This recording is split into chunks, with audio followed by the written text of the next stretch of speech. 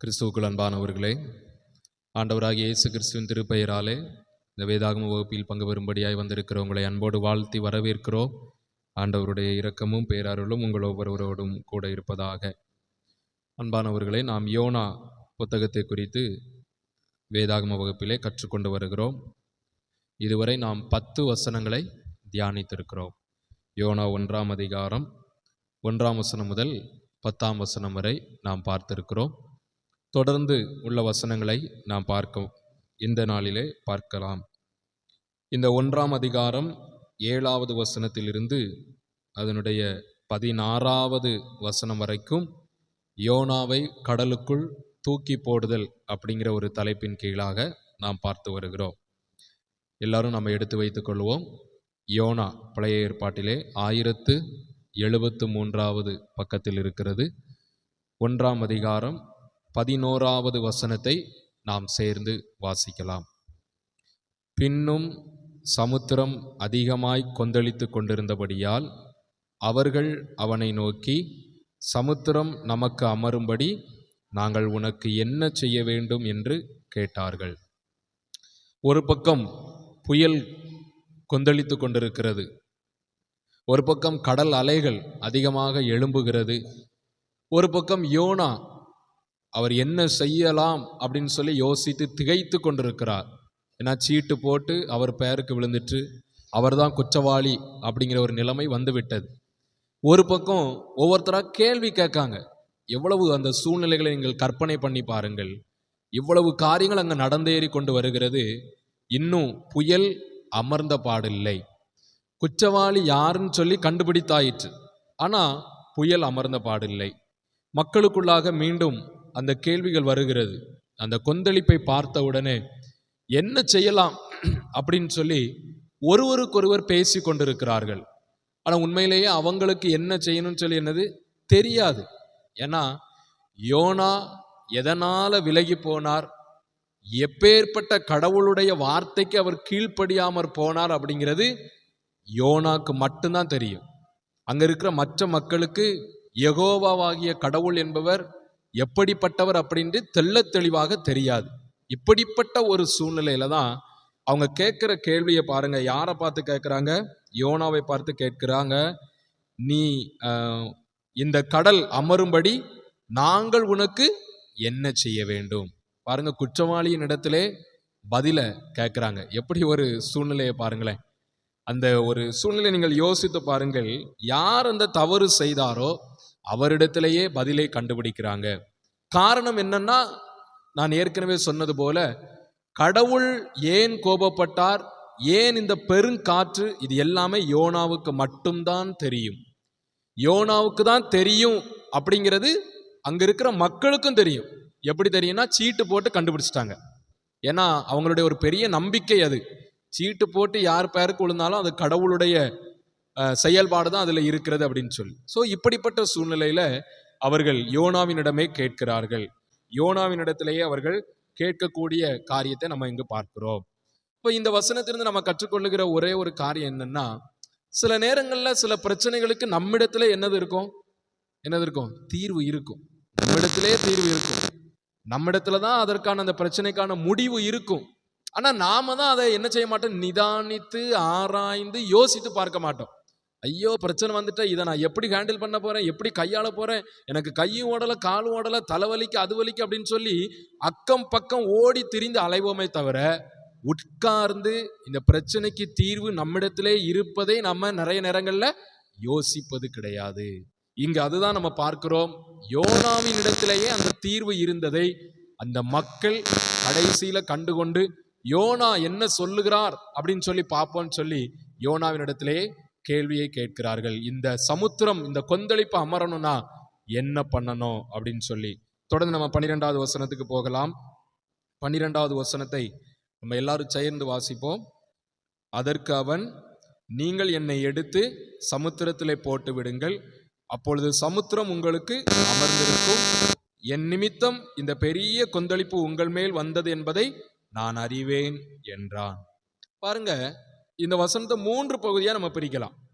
முதல் பகுதியை பாருங்க. அதற்கு அவன், நீங்கள் என்னை எடுத்து சமுத்திரத்திலே போட்டு விடுங்கள். அது முதல் பகுதி, 12வது வசனத்திலே பகுதி. சரியா? இந்த பகுதியை பாருங்க. இந்த பகுதியில யோனாவை கடல்ல போட சொல்றது யோனாவே சொல்லுகிறார், தெரிந்தே சொல்லுகிறார். ஏன்னா அவருக்கு நல்லா தெரியும், இதை தவிர்த்து வேற வழியே அந்த இடத்துல கிடையாது. ஏன் அவர் அந்த மாதிரி சொல்ல வேண்டும் அப்படின்னு சொல்லி ஒரு கேள்வியை நீங்கள் கேட்டு பார்ப்பீர்கள் என்றால், அங்கு என்ன சொல்லப்படுகிறது என்றால், இந்த புயல் வந்ததற்கு ஒருவேளை எதேச்சையாக இந்த புயல் வந்திருக்கலாம் அப்படின்னு சொல்லி அந்த மக்கள் யோசித்திருக்கலாம். நம்ம ஆங்கிலத்தில் ஒரு பதம் சொல்லுவோம், கோ இன்சிடென்டா இந்த சம்பவம் நடந்துட்டு அப்படின்னு சொல்லுவோம். அதாவது எதிர்பாராத விதமா நாங்க 2 பேரும் சந்திச்சிட்டோம் அப்படின்னு சொல்லி நம்ம சொல்லுவோம் இல்லை? அதே மாதிரி இந்த இடத்துல எதிர்பாராத விதமா புயல் வந்திருக்க கூடும் அப்படின்னு சொல்லி அங்க மக்கள் எல்லாரும் யோசித்திருக்கலாம். ஏன், யோனாவும் கூட யோசித்திருக்கலாம். அப்ப அதை சொல்லியாவது யோனா என்ன செஞ்சிருக்கலாம்? தப்பிச்சிருக்கலாம். யோனா தப்பிக்க முடியாது. ஏன் தெரியுமா? ஒண்ணு, அவருடைய மனச்சாட்சி கேள்வி கேட்கும், எதுக்காக இந்த கொந்தளிப்பு வந்ததுன்னு சொல்லி மனச்சாட்சிக்கு தெரியும். 2வது, சீட்டு யார் பேர்ல விழுந்தது? யோனா பேர்ல விழுந்தது. அதனால தப்பிக்கவே முடியாது. அவர் அந்த இடத்துல நல்லா மாட்டிக்கொண்டார். எதை சொல்லியுமே தப்பிக்க முடியாது. ஆகவேதான் அவர் தெரிந்தே சொல்லுகிறார், நீங்க என்ன தூக்கி எங்க போட்டுருங்க? கடல்ல போட்டுருங்க. அவர் சும்மா சொல்லல. ஏன்னா தப்பிக்கிறதுக்கு 1000 வழி அந்த இடத்துல இருந்திருக்கலாம். சும்மா நீங்க சீட்டை போட்டு என் பேர்ல விழுந்துட்டு அப்படிங்கிறதுக்காக நீங்க என்னைய குற்றம் சாட்டலாம் அப்படின்னு சொல்லி பல கேள்விகளை அவர் கேட்டிருக்க கூடும். எண்ணம் அவருடைய சிந்தையில வந்திருக்கலாம். ஆனா எதுவுமே தப்பிக்க முடியாது. ஏன்னா எல்லாமே யோனாவுக்கு சாதகமாக அந்த இடத்துல இருக்கிறது. காரணம், உண்மையிலேயே அவர் கடவுளுடைய வார்த்தைக்கு கீழ்ப்படியாமல் போனதுனால இந்த பிரச்சனை வந்தது. தெரிந்துதான் அவர் சொல்லுகிறார், என்னை நீங்கள் கடலுக்குள்ளாக தூக்கி போட்டு விடுங்கள். 2வது பகுதியை பாருங்க, 12வது வசனத்துல, அப்பொழுது சமுத்திரம் உங்களுக்கு அமர்ந்திருக்கும். இப்ப அங்க என்ன தேவைன்னா, அந்த கொந்தளிப்பு அமைதியாகணும், அந்த மக்களுக்கு சமாதானம் வேணும், அவங்க உயிர் பிழைக்கணும். அதுதான் முக்கியம். யோனா உயிர் பிழைக்கிறார், பிழைக்காம போறார், அது 2வது பட்சம். அவர் குற்றவாளி, அவருக்கு தண்டனை கண்டிப்பா உண்டு அப்படிங்கிறது மக்களுக்கும் தெரியும். ஆகவே அவர் உயிர் பிழைப்பாரா பிழைக்க மாட்டாரா அதெல்லாம் பத்தி அந்த மக்களும் யோசிக்கல. ஏன், யோனாவும் யோசிக்கவில்லை. அவர்களுக்கு ஒன்னே ஒண்ணுதான் லெக்கு, அந்த இடத்துல முதல்ல சமாதானம் வேணும், ஒரு கொந்தளிப்பு அந்த இடத்துல அமைதலாக மாற வேண்டும். அப்ப சமாதானம் வேணும்னா அதுக்கு யோனாவை என்ன செய்யணும்? கடலுக்குள்ள தூக்கி போடணும். இது 2வது பகுதியில நம்ம கற்றுக்கொள்ளுகிற காரியம். 3வது பகுதி, யோனா திரும்பவும் சொல்லுகிறார். என்ன சொல்லுகிறார்? என் நிமித்தம் இந்த பெரிய கொந்தளிப்பு உங்கள் மேல் வந்தது என்பதை நான் அறிவேன். இந்த வார்த்தை ரொம்ப ரொம்ப முக்கியம். ஏன் யோனா இந்த மாதிரி சொல்லணும்? எனக்கு தெரியும் என் நிமித்தமாக தான் இந்த கொந்தளிப்பு வந்ததுன்னு சொல்லி யோனா ஏன் சொல்ல வேண்டும்? அந்த ஏன் அப்படிங்கிற கேள்வியை கேட்டு பாருங்க. ஏன் சொல்லணும்? ஏன்னா சீட்டு விழுந்ததுனால ஒருவேளை யோனா சொல்லி இருக்கலாம் அப்படின்னு சொல்லி நம்ம சொன்னோம்னா, சீட்டு அப்படிங்கிறது மக்கள் மத்தியில ஒரு நம்பிக்கை. அதை ஒரு சில பேச்சுல நம்ம என்ன செஞ்சிடலாம், அவநம்பிக்கையா மாத்திரலாம். இப்ப யோனா நினைச்சா, சீட்டு விழுந்ததுனாலதான் நீங்க அப்படி என் பேர் விழுந்துன்னு சொன்னீங்கன்னா மறுபடியும் கொடுக்குங்க, 2வது யார் பேர்ல விழுதுன்னு பார்ப்போம் அப்படின்னு சொல்லி யோனா ஒரு ட்விஸ்ட் பண்ணிருக்கலாம், மக்களை ஏமாத்தி இருக்கலாம். ஆனா அந்த இடத்துல யோனா அதையும் செய்யல. அவர் சொல்றாரு, ஏன் நிமித்தம் தான்பா இந்த கொந்தளிப்பு வந்தது அப்படின்னு சொல்லி தெளிவா சொல்லுகிறார். ஏன் சொல்லுகிறார் அப்படின்னா, ஒரு 3 விதமான பதில் நமக்கு கிடைக்கிறது. முதல் பதில் என்னன்னா, அங்கிருக்கிற மக்களுக்கு தெரியும், சீட்டு போடுவதன் மூலமாக வரக்கூடிய பதில் கடவுளிடமிருந்து வருகிற நேரடி பதில். அப்ப உண்மையிலேயே யோனாதான் குற்றவாளி அப்படின்னு சொல்லி மக்களுக்கு தெரிந்து விட்டது. அப்ப மக்களுடைய பார்வையிலிருந்து யோனா என்ன செய்ய முடியாது? தப்பிக்க முடியாது. நான் காரணம் இல்லை அப்படின்னு சொல்லி யோனா சொல்ல முடியாது. இது முதல் காரியமாக பதிலாக நமக்கு கிடைக்கிறது. ஏன் யோனா நான் தான் காரணம் அப்படின்னு சொன்னார்னா, அதுக்கு முதல் பதில் சீட்டு போடுவதன் மூலமா மக்களுக்கு தெரிந்து விட்டது யோனா தான் குற்றவாளி என்று. 2வது பதில் நமக்கு என்ன தெரிகிறது என்றால், சில நேரங்கள்ல யோனா உடைய சம்பவத்தின் மூலமாக நம்ம கற்றுக்கொள்கிற காரியம் என்னன்னா, கடவுள் சில நேரங்கள்ல மெல்லிய சத்தம் மூலமா நம்மோடு பேசுவார். வேதாகமத்தில் அதற்கு ஆதாரங்கள் இருக்கிறது. யார்கிட்ட ஆண்டவர் மெல்லிய சத்தத்தின் மூலமா பேசினா ஞாபகம் இருக்கா? மெல்லிய சத்தத்தின் மூலமா ஆண்டவர் பேசினார் ஒரு தீர்க்கதரிசியின் இடத்துல. சாமுவேல் இல்ல, சாமுவேல்கிட்ட சொப்பனத்துல ஆண்டவர் பேசினார். சாமுவேல் கிடையாது. சாமுவேல் தூங்கும்போது சொப்பனத்துல பேசினார். யார் தெரியுமா? எலியா தீர்க்கதரிசி.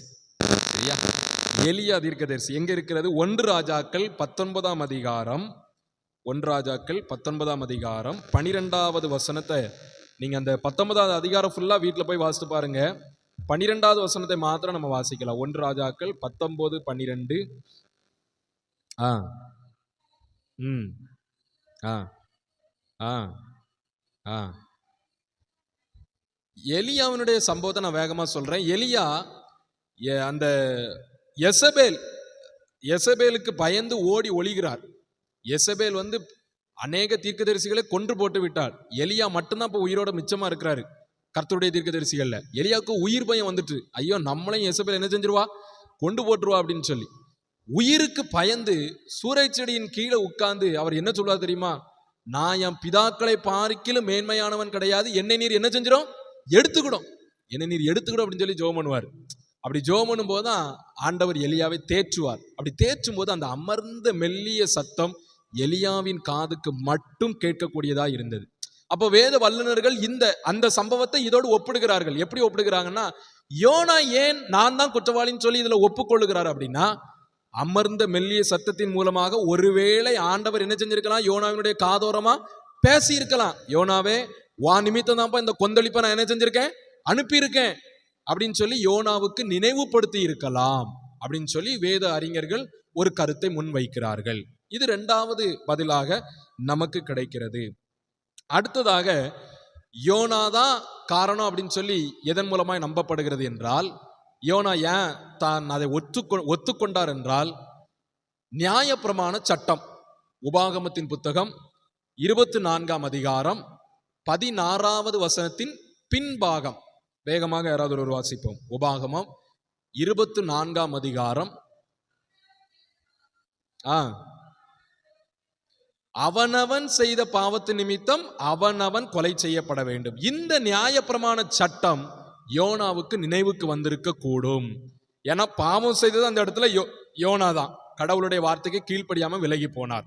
யோனாவினுடைய மனச்சாட்சியை கேள்வி கேட்கும், எப்பா நீ தான் பாவம் செஞ்சா, வா நிமித்தமா தான் கொந்தளிப்பு வந்துட்டு அப்படின்னு சொல்லி இந்த நியாயப்பிரமாண சட்டம் யோனாவுக்கு நினைவுக்கு வந்திருக்க கூடும். ஆகவே இந்த 3 பதில்கள் கிடைக்கிறது. ஒன்று, மக்கள் மத்தியில அவர் தான் குற்றவாளின்னு சொல்லி தெள்ள தெளிவாக நிரூபணமாகி விட்டது.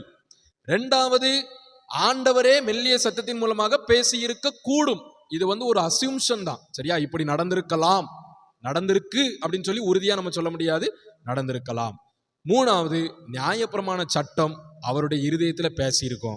சட்டத்துல இப்படி இருக்கு, யார் யார் பாவம் செஞ்சானோ அவன் தான் கொல்லப்படணுமே ஒழிய அந்த மக்கள் என்ன செய்யக்கூடாது, சாவக்கூடாது. ஏன்னா மக்கள் குற்றம் அறியாதவர்கள், எந்த தப்பும் செய்யாதவர்கள். அதை யோனா நினைத்திருக்க கூடும். ஆகவேதான் யோனா சொன்னாரு, என்ன நீங்க என்ன செஞ்சிருங்க, கடல்ல தூக்கி போட்டுருங்க. சரியா? சும்மா சாதாரணமா யோனா சொல்லல. அவர் இவ்வளவு காரியங்களை யோசித்திருக்கிறார். இவ்வளவு காரியங்கள் அந்த இடத்துல நடந்திருக்க கூடும். ஆகவேதான் அவர் சொன்னாரு, என்ன நீங்க கடல்ல தூக்கி போட்டுருங்க. 13வது வசனத்துக்கு நாம் வருவோம். 13வது வசனத்தை யாவரும் சேர்ந்து வாசிப்போம். அந்த மனுஷர் கரை சேரும்படி வேகமாய் தண்டு வலித்தார்கள், ஆனாலும் சமுத்திரம் வெகு மும்முரமாய் கொந்தளித்து கொண்டே இருந்தபடியால் அவர்களால் கூடாமற் போயிற்று. இந்த வசனம் ரொம்ப ஒரு இன்ட்ரெஸ்டிங்கான ஒரு வசனம். நீங்க பாருங்களேன், எவ்வளவு சம்பவங்கள் நடக்கு. யோனாதான் குற்றவாளின்னு தெரிஞ்சு போச்சு, யாவே கடவுள் தான் இந்த கொந்தளிப்பை அனுப்புனாருன்னு தெரிஞ்சு போச்சு, ஏன்னா யோனாவின் கடவுள் அவர் தான். இவ்வளவு காரியங்கள் நடக்கு. இவ்வளவுத்துக்கு மத்தியிலையும் மக்கள் மத்தியில ஒரு ஒரு ஒரு விதமான ஆர்வம் வருகிறது. என்னன்னா, யோனாவை என்ன செஞ்சிடணும், நம்ம எப்படியாவது காப்பாத்திரணும். யோசித்து பாருங்க, யோனாவை எப்படியாவது நம்ம காப்பாத்திரணும் அப்படின்னு சொல்லி மக்கள் மத்தியில ஒரு ஆர்வம் வருகிறது. ஆகவே தான் அவங்க என்ன செய்யறாங்க, வேகமா என்ன செஞ்சாங்களா, தண்டு வலித்தார்கள். அவங்க வேகமா தண்டு வலிச்சு கரை பக்கமா சேரணும் அப்படின்னு சொல்லி வேகமா செயல்படுதாங்க. ஆனா இவங்க செயல்படுறதை பார்த்துட்டு கடவுள் என்ன பண்ணிட்டாரு, இன்னும் அதிகமா கொந்தளிப்பு என்ன செஞ்சிட்டாரு, கூட்டி விட்டார். அதை நம்ம 13வது வசனத்தின் நடுமைய பகுதியில பார்க்கிறோம். ஆனாலும் சமுத்திரம் வெகு மும்முரமாய் கொந்தளித்து கொண்டே இருந்தபடியால் அவர்களால் கூடாமற் போயிற்று. இப்போ இந்த இடத்துல ஒரு கேள்வியை நம்ம கேட்டு பார்க்கணும். ஏன் மக்கள் யோனாவை காப்பாற்ற நினைத்தார்கள்? அவங்க தண்டு வலிச்சாங்க நம்ம சொல்றோம் இல்லையா, அது டைரக்டா நமக்கு சொல்லல. யோனாவை மக்கள் காப்பாற்ற நினைச்சாங்கன்னு சொல்லி நேரடியாக வசனம் நமக்கு சொல்லல. ஆனா தண்டு வலித்தார்கள் அப்படின்னா அதுக்கு அதான அர்த்தம். அந்த சூழ்நிலை நீங்க யோசிச்சு பாருங்க. கடல்ல போயிட்டு இருக்கும் போது இவன் தான் குற்றவாளின்னு தெரிஞ்சு போச்சு, அவனை கடல்ல தூக்கி போடணும்னு சொல்லி பிரச்சனைக்கு தீர்வும் நமக்கு தெரிஞ்சு போச்சு. பிரச்சனைக்கு தீர்வு தெரிஞ்சும் நம்ம அதை செய்யல அப்படின்னா குற்றவாளியை நம்ம என்ன செய்கிறோம்? காப்பாற்றுகிறோம் என்றுதான் அர்த்தம். அப்ப அந்த இடத்துல மக்கள் அதைத்தான் செய்கிறார்கள். எப்படியாவது யோனாவை காப்பாற்றணும் அப்படின்னு சொல்லி. ஏன் காப்பாற்ற நினைத்தார்கள்? சரி, அவனே தவறை ஒப்புக்கொண்டதுனால தவறு மன்னிக்கப்பட்டது அப்படிங்கிற ஒரு மீனிங்ல நீங்க வாரீங்க, அப்படியா? அது கிடையாது. ஏன் மக்கள் அந்த காலத்துல ஒரு சிந்தனை இருந்தது, ஏன் மக்கள் இவங்க காப்பாற்ற நினைச்சாங்கன்னா, குற்றமில்லாத ரத்தத்தை கொல்வதற்கு நம்ம ஒப்பு கொடுத்தோம்னா அந்த இரத்த பழி யார் மேலதான் வரும்? நம்ம மேலதான் வரும் அப்படின்னு சொல்லி அந்த மக்கள் நம்பினார்கள். அது உண்மையும் கூட. இப்ப யோனா தான் குற்றவாளின்னு சொல்லி மக்கள் கண்ணால பார்த்தாங்களா? இல்ல. அப்ப எப்படி அவங்க சொல்ல முடியும்? யோனா ஒத்துக்கொண்டார். யோனாவுக்கு தெரியும், கடவுளுக்கும் தெரியும் யோனா தான் குற்றவாளின்னு சொல்லி. ஆனா மக்கள் பார்க்கவில்லை, மக்களுக்கு தெரியாது. அப்படி இருக்க பட்சத்துல அவனே சொல்லும் போது அவனை கடலுக்குள்ள தூக்கி கொலை செய்வதற்கு இந்த மக்கள் ஒத்துக்கொண்டால், ஒருவேளை யோனா குற்றம் செய்யவில்லை என்றால் அந்த இரத்தப்பழி எங்க வரும்? இந்த மக்கள் மேல வரும். ஆகவே அவங்க உயிருக்கு பயந்துட்டாங்க. ஐயோ, குற்றமில்லாத மனுஷனை நாங்க கடல்ல தூக்கி போட்டு கொன்னுட்டோம்னா எங்க சந்ததி பாழாய் போகுமே, எங்க என் சந்ததி, என் வீட்டு மக்கள் எல்லாரும் செத்து போவார்களே அப்படின்னு சொல்லி அந்த மக்களுக்கு உயிர் பயம் வந்து விட்டது. முதல்ல எதை நினைச்சு உயிர் பயம் வந்தது? புயல், கடல் கொந்தளிப்ப நினைச்சு உயிர் பயம் வந்தது. ரெண்டாவது இப்ப எதை நினைச்சு வருது? குற்றமில்லாத ரத்தத்தை நம்ம கொன்னுட்டா நம்ம மேல அந்த ரத்த பலி வந்துடும் அப்படின்னு சொல்லி அவங்க உயிர் பயம் வந்ததுனால அந்த மக்கள் என்ன செய்ய யோசித்தாங்கன்னா, யோனாவை காப்பாற்ற முயற்சித்தார்கள். தண்டு வலித்தாங்க, வேகமா தண்டு வலித்தாங்க. இந்த சம்பவத்திலே நாம ஒரு காரியத்தை கற்றுக்கொள்ள முடியும். அதாவது இரத்த பழி நம்ம மேல விழுந்து விடுவோம் அப்படின்னு சொல்லி இவங்க எப்போ அதை சொல்றாங்க அப்படின்னா 14வது வசனத்துல அந்த பதில் இருக்கிறது. 14வது வசனம் முதல் பகுதியை பாருங்க. யோனா 1:14. கர்த்தாவே, இந்த மனுஷனுடைய ஜீவனி நிமித்தம் எங்களை அழித்து போடாதேயும், குற்றமில்லாத இரத்தப்பழி எங்கள் மேலே சுமத்தாதேயும். அந்த காரியத்துக்கு பதில் 14வது வசனத்துல இருக்கு.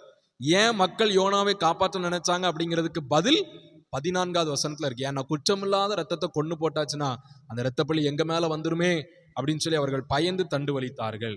இப்ப இதுல இன்னொன்னு காரியமா நம்ம யோசிக்கணும். இவங்க கடல்ல தான் போயிட்டு இருக்காங்க, ஆழத்துல தான் போயிட்டு இருக்காங்கன்னு சொல்லி நமக்கு நல்லா தெரியும். ஆழத்துக்கும் கரைக்கும் கண்டிப்பா ரொம்ப தூரம் இருக்கும். ஆனா அவ்வளவு தூரம் இருந்தாலும் புயலினுடைய கொடூரம் அதிகமா இருக்கு. இவங்க எப்படி யோசிச்சிருப்பாங்க, நம்ம வேகமா தண்டு வலிச்சா கரைக்கு போயிடலாம் அப்படின்னு சொல்லி? யோசிச்சு பாருங்க, நான் சொல்றது உங்களுக்கு புரியுதா? புயல் ஒரு பக்கம் ருத்ர தாண்டவம் ஆடிட்டு இருக்கு, ஒரு பக்கம் கடல் ஆழத்துல இருக்கு, கரை ரொம்ப தூரமா இருக்கு. அப்ப இவங்க எப்படி தண்டு வலிக்க முடியும்? தண்டு வலிச்சு கரைக்கு போயிடலாம் அப்படின்னு சொல்லி யோசிச்சிருப்பாங்க அப்படின்னு சொல்லி ஒரு கேள்வி கேட்டு பார்த்தா, அதுக்கு வேத அறிஞர்கள் என்ன சொல்றாங்கன்னா, இவங்க கடலினுடைய ஆழத்துக்கு போகல, கடலினுடைய ரொம்ப ஆழத்துக்கு போகல, ஏதோ ஒரு கரையின் பக்கமாகத்தான் இருக்கிறாங்க அப்படின்னு சொல்லி வேத வல்லுநர்கள் சொல்லுகிறார்கள். அதாவது அதிக ஆழமும் கிடையாது, அதிகமா கரை ஓரமும் கிடையாது, ஒரு மீடியமான ஒரு பகுதியில தான் மக்கள் இருக்கிறாங்க. கப்பல் போயிட்டு இருக்கு. அந்த சூழ்நிலையில இவங்க நினைச்சிருக்கலாம், கரைக்கு கொஞ்சம் தூரம் தான், வேகமா வலிச்சா என்ன செஞ்சிடலாம், போயிடலாம் அப்படின்னு சொல்லி அவங்க யோசித்திருக்க கூடும் அப்படின்னு சொல்லி வேத அறிஞர்கள் ஒரு கருத்தை முன் வைக்கிறார்கள். இதுதான் 13வது வசனத்திலே நம்ம கற்றுக்கொள்ளுகிற ஒரு காரியம். இரத்த பழி அவங்க மேல சுமரக்கூடாது என்பதற்காக யோனாவை காப்பாற்ற முயற்சித்தார்கள். 14வது வசனம் யாவரும் சேர்ந்து வாசிப்போம். அப்பொழுது அவர்கள் கர்த்தரை நோக்கி கூப்பிட்டு, கர்த்தாவே, இந்த மனுஷனுடைய ஜீவனி நிமித்தம் எங்களை அழித்து போடாதேயும், குற்றமில்லாத இரத்த பழியை எங்கள் மேல் சுமத்தாதேயும், தேவரீர் கர்த்தர், உமக்கு சித்தமாயிருக்கிறபடி செய்கிறீர் என்று சொல்லி. இங்க பாருங்க, இங்கேயும் நம்ம இந்த வசனத்தை 3 பகுதியா பிரிக்கலாம். இந்த வசனத்துக்கு சப்ஹெட்டிங், ஒரு குறுகிய ஒரு தலைப்பு நம்ம கொடுக்கலாம். கப்பல் பயணக்காரர்களுடைய ஜெபம். கப்பல் பயணக்காரர்களுடைய ஜெபம். இந்த இடத்துல யோனா மட்டும் ஜெபம் பண்ணல, அந்த கப்பல்ல இருக்கிற எல்லாருமே ஜெபம் பண்ணாங்க. என்ன ஜெபம் பண்றாங்க அதை தான் நம்ம 14வது வசனத்துல வாசிக்க கேட்டோம். இப்போ இவங்களுக்கு நல்லா தெரிந்து போயிட்டு யார் உண்மையான கடவுள், யாவே அப்படிங்கிற கடவுள் எவ்வளவு பெரிய கடவுள், மிகப்பெரிய கடலையே தன்வசம் படைத்திருக்கிற ஆண்டவர், அவர் கடலை ஒரு கருவியாகத்தான் பயன்படுத்துகிறார் அப்படின்னு சொல்லி மக்களுக்கு நல்லா தெரிஞ்சிச்சு. அது தெரிந்ததுனால தான் இப்ப யெகோவாவாகிய கடவுளிடத்திலே அவங்க டைரக்டா என்ன செய்யறாங்க, ஜெபம் பண்றாங்க. ஆண்டவரே, இந்த குத்த பழி எங்க மேல விழுந்துடக்கூடாது அப்படின்னு சொல்லி. சரிதானா? முதல் பகுதியை பாருங்க, 14வது வசனம் முதல் பகுதி. இவங்க என்ன செஞ்சுறாங்க, சமுத்திரத்துல யோனாக போடுவதற்கு ஒப்புக்கொண்டபடியினாலதான் இவங்க இந்த ஜெபம் பண்றாங்க. ஆண்டவரே, குற்றம் எங்க மேல சுமத்தி விடக்கூடாது அப்படின்னு சொல்லி. இந்த இடத்துல ஒரு வார்த்தை பயன்படுத்தப்பட்டிருக்கிறது, அழித்து போடுதல். அழித்து போடாதேயும் அப்படின்னு இருக்கா. அழித்து போடுதல்னா ஏன் இந்த இடத்துல இவர்கள் இவ்வாறு சொல்லுகிறார்கள் என்றால், புயலுக்கு பயந்ததனால எங்களை இப்படி அழித்து போடாதையும் அப்படின்னு சொல்லி முதல்ல ஜெபம் பண்ணவங்க, இப்ப எதுக்கு பயந்ததுனால அழித்து போடாதையும் சொல்லி ஜெபம் பண்ணாங்கன்னா, பாவத்துக்கு. நாங்க யோனாவை கடல் மேல தூக்கி போட்டா அந்த குற்றம் கண்டிப்பா எங்க மேலதான் வரும். அப்ப அது ஒரு பாவம். அந்த பாவத்து நிமித்தம் உண்டாகிற அழிவு எங்கள் மேல என்ன செஞ்சிடக்கூடாது, வந்துடக்கூடாது. 6வது வசனத்துல நீங்க பாத்தீங்கன்னா, மாலுமி சொல்லுவாரு, யோனா எல்லாரும் எழுப்பி சொல்லுவாரு, எப்பா உன் கடவுளை நீ ஜெபம் பண்ணு, ஒருவேளை சுவாமி நமக்கு என்ன செய்வாரு, இறங்குவார், நம்மை அழிக்காமல் இறங்குவார் அப்படின்னு சொல்லி. அது புயலுக்கு பயந்ததுனால எங்களை அழிச்சிடாதே அப்படின்னு சொல்லி ஜெபம் பண்ணாங்க. இந்த இடத்துல புயலுக்கு பயப்படல, இந்த இடத்துல பாவத்துக்கு பயந்தாங்க, குற்றப்பழிக்கு பயந்தாங்க. யோனாவை கடல் மேல தூக்கி போட்டா, கடலுக்குள்ள தூக்கி போட்டா, அந்த குற்றப்பழி நிமித்தமாக வரக்கூடிய அழிவு எங்கள் மேல வரக்கூடாது ஆண்டவரே அப்படின்னு சொல்லி இந்த இடத்துல அதற்கு பயந்து அவர்கள் ஜெபம் பண்ணினார்கள். அந்த அழிவு என்பதற்கு பயன்படுத்தப்படுகிற எபிரேய வார்த்தை அபாட் அப்படின்னு சொல்லுவார்கள். ABAD, about. அபாட் அப்படின்னா ஆங்கிலத்தில் பெரிஷ் அப்படின்னு சொல்லி அர்த்தம். ஒன்றுமில்லாமல் அழித்து போடுதல். எங்களை அப்படியாக நீங்க அழித்து போற்றாதீங்க ஆண்டவரே அப்படின்னு சொல்லி ஜெபம் பண்றாங்க. நடுமைய பகுதியை பாருங்க, 14வது வசனம் மைய பகுதி. குற்றமில்லாத இரத்தப்பழியை எங்கள் மேல் சுமத்தாதிரும். குற்றமில்லாத இரத்தப்பழி, இதை குறித்து நியாயப்பிரமாண சட்டம் அதிகமாக வசனங்களை நமக்கு கற்றுக் கொடுக்கிறது. உபாகமம் 21ஆம் அதிகாரம் 1 முதல் 9 வசனங்கள். அதுல மிக முக்கியமான வசனம் 8வது வசனம். இன்னுமாக எரேமியா 26ஆம் அதிகாரம் 15வது வசனம். இந்த வசனங்கள் எல்லாம் நீங்க வாசித்து பார்த்தீங்கன்னா, முகாந்திரம் இல்லாமல் ஒருவனை நம்ம கொல்ல முயற்சித்தாலோ அல்லது கொன்று போட்டாலோ அதன் மூலமாய் உண்டாகிற இரத்தப்பழி நம்மேலதான் விழும் அப்படின்னு சொல்லி அந்த வசனங்கள் தெளிவாக கற்றுக் கொடுக்கிறது, நியாயப்பிரமாண சட்டங்கள். அப்ப இதையெல்லாம் யோசித்து பார்த்துதான் அந்த காலத்துல மக்கள் அவங்க யோசித்தாங்க, இந்த குற்றமில்லாத இரத்தப்பழி எங்க மேல வந்துடக்கூடாது ஆண்டவரே அப்படின்னு சொல்லி. மற்றவனை ஒரு முகாந்திரம் இல்லாமல் கொலைக்கு உட்படுத்த மாட்டார்கள். இதுதான் அந்த காலத்துல ஒவ்வொரு மக்களிடத்திலும் காணப்பட்ட ஒரு சிந்தனை. அதாவது ஏற்ற முகாந்திரம், கொலைக்கு ஏற்ற முகாந்திரம் இருந்தா மட்டும்தான் அந்த சம்பவம் நடக்கும். இது கொலைக்கான முகாந்திரமே கிடையாது. யோனா தான் தப்பு செஞ்சான் அப்படின்னு சொல்லி எந்த ஒரு ஆதாரமும் அவங்களுக்கு தெரியாது, கண்ணால பார்க்கவும் இல்லை. இப்படிப்பட்ட ஒரு சமயத்துல எங்கள் மீது குற்றப்பழி விழுந்துடக்கூடாது அப்படின்னு சொல்லி அவர்கள் ஜெபித்ததாக நாம் 14வது வசனத்திலே நாம் பார்க்கின்றோம். 14வது வசனத்தின் கடைசி பகுதியை பாருங்க, எவ்வளவு ஞானமா ஜெபம் பண்றாங்க பாருங்க. தேவரீர் கர்த்தர் உமக்கு சித்தமாயிருக்கிறபடி செய்கிறீர் அப்படின்னு சொல்லி ஜெபம் பண்ணி முடிக்கிறாங்க. எவ்வளவு அழகா ஞானமா ஜெபம் பண்றாங்க பாருங்க. ஏன்னா இந்த இடத்துல மக்களுக்கு தெரிஞ்சு போச்சு, கடவுள் தான் கோபப்பட்டு கொந்தளிப்பு அனுப்புகிறார், அதுவும் யோனாவின் நிமித்தமாக. அப்ப யோனா கொல்லப்பட வேண்டும். ஆனா குற்றப்பழி யார் மேல வந்துடக்கூடாது, மக்கள் மேல வந்துடக்கூடாது. அப்ப அவங்க எவ்வளவு ஞானமா ஜெபம் பண்றாங்க பாருங்க. உங்களுடைய சித்தம் என்னதோ அதன்படி நீர் என்ன செஞ்சிடும், செய்து விடு. ஒன்னு யோனாவை கொன்னு போடும், அல்லனா யோனாவை மனம் திரும்ப பண்ணும் அப்படிங்கிற ஒரு மீனிங்ல, ஒரு அர்த்தத்துல அவங்க ஜெபம் பண்ணி முடிக்கிறாங்க. ஆண்டவரே, உம்முடைய சித்தம் என்னது, அதன்படி நீர் செய்யும். இப்போ 14வது வசனத்துல 3 பகுதி நம்ம பார்த்தோம். ஒன்று, முதல் பகுதியில நம்ம பார்க்கின்ற பொழுது அந்த அழிவு என்பது அது புயலுக்கு பயந்ததுனால அல்ல, பாவத்துக்கு பயந்து அழித்து போடாதையும் அப்படின்னு சொல்லி ஜெபம் பண்ணாங்க. நாமும் நிறைய நேரங்கள்ல செய்யற தப்புக்கு பயப்படுகிற பயம் நம்ம இடத்துல காணப்படுறதே கிடையாது. நிறைய பேரை பாருங்க இன்றைக்கு, அதுவும் முக்கியமாக கிறிஸ்தவர்களை பாருங்க, துணிகரமா தப்பு செய்து விடுகிறோம், துணிகரமாக எதையும் பேசி விடுகிறோம், எதையும் செய்து விடுகிறோம், கடவுளுக்கு விரோதமாய் செயல்படுகிறோம். ஆனா அது குறித்த ஒரு பயம், கடவுளை குறித்த ஒரு பயம் நம்ம இடத்துல இல்லை. 2வது இந்த இடத்துல நம்ம கற்றுக்கொள்கிற காரியம் குற்றமில்லாத இரத்தப்பழி. யாரையும் அபாண்டமா நம்ம கை நீட்டி என்ன செஞ்சிடக்கூடாது, குற்றம் சாட்டி விடக்கூடாது, அதை நம்ம கற்றுக்கொள்கிறோம். 3வது, ஞானமாய் ஜெபிக்க வேண்டும். நம்முடைய ஜெபம் எப்போதுமே ஒரு முக்கியமா இருக்கணும். ஆண்டவரே, உமக்கு சித்தமானால் இது என்ன செய்ய வேண்டும், நடக்க வேண்டும் அப்படின்னு சொல்லி ஜெபம் பண்ணணும். அதுதான் அந்த மக்கள் அன்னைக்கு ஜெபம் பண்ணாங்க. உம்முடைய சித்தத்தின்படி நீர் செய்வீர், நீர் செய்கிறீர் அப்படின்னு சொல்லி ஜெபம் பண்ணி முடித்தார்கள். இன்னும் 2 வசனத்தை வேகமாக சொல்லி நான் முடிக்கிறேன். 15வது வசனம் வேகமாக நம்ம வாசிப்போம். யோனாவை எடுத்து சமுத்திரத்திலே போட்டு விட்டார்கள், சமுத்திரம் தன் மும்முரத்தை விட்டு அமர்ந்தது. இப்போ புயலினுடைய முடிவு வந்து விட்டது. அவங்க சொன்னபடி, யோனா சொன்னபடி யோனாவை எடுத்து கடலுக்குள்ள போட்டாச்சு. யோனா உயிர் பிழைப்பாரா இல்ல யோனா காப்பாற்றப்படுவாரா, யோனா செத்து போவாரா, எதுவுமே அவங்களுக்கு தெரியாது.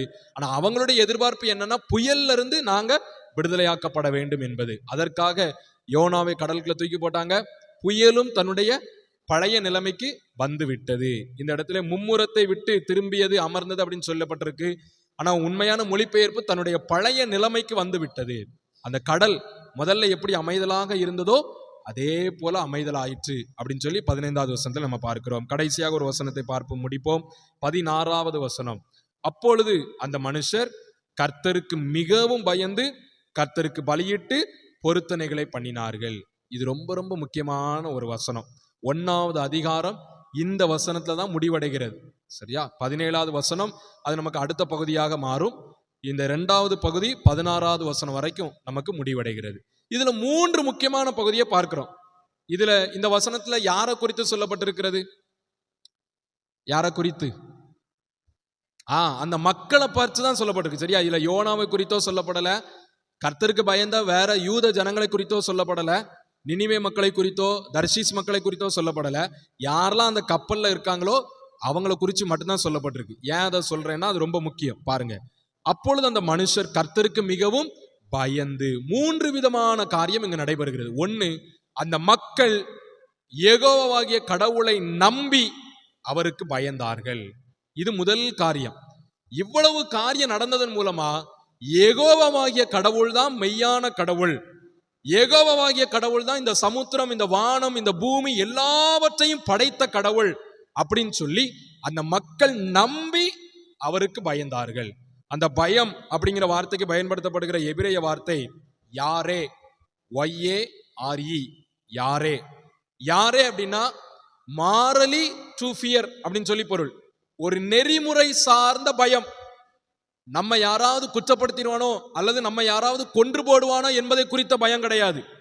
அந்த பயம் வேற. கடவுள் பயம்.